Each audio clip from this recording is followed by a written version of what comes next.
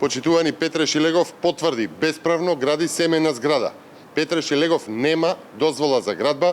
Петре Шилегов излегува од габаритот на претходната градба и излегува од дозволената максимална висина според постојниот детален урбанистички план. Значи да сумирам, Петре Шилегов ја замајува јавноста. Една недела му требаше да собере храброст да излезе на прес и да каже дека тоа што сите го гледаат не постои. Реконструкција, почитувани според Законот за градење, значи изведување на работи во рамки на постојниот габарит.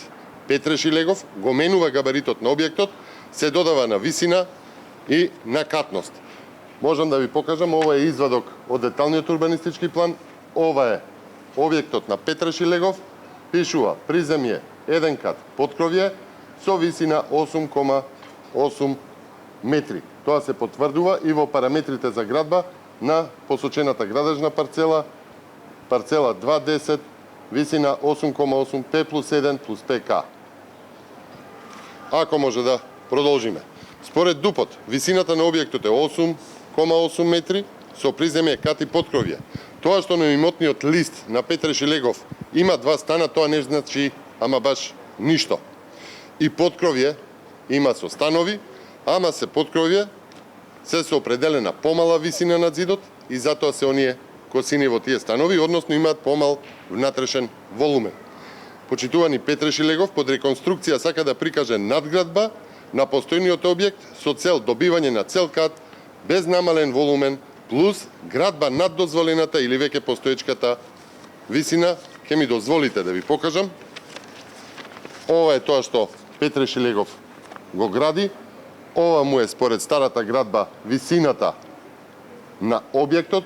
Ова беше кровната конструкција. Ова е висината 8,8. Се над оваа линија. Овој дел за Петре Шилегов значи реконструкција, а всушност е надградба на постојниот објект и всушност прави злоупотреба на решението за реконструкција на објект. Петре Шилегов, почитувани, го потврди тоа што го зборувавме и Петре Шилегов во паника од најавената кривична пријава излезе со документ зад кој што нема одговори. Според кој детален урбанистички план му е издадено ова решение за реконструкција кое што го извади во јавноста? Зошто Петре Шилегов со решение за реконструкција прави доградба, односно надградба, иако не смее да биде објектот повисок од максималната висина од 8,8 метри? И најважно, зошто ги крие изведувачот и решението за градба со тоа што не постави информативна табла, што е задолжителна пред објект кој што се гради? Уште еднаш, ке повторам, Петре Шилегов фатен во тесно, ја замајува јавноста, зборува дека тоа што сите го гледаат не постои. Ви благодарам. Стилковски, ќе поднесете кривична пријава после ова?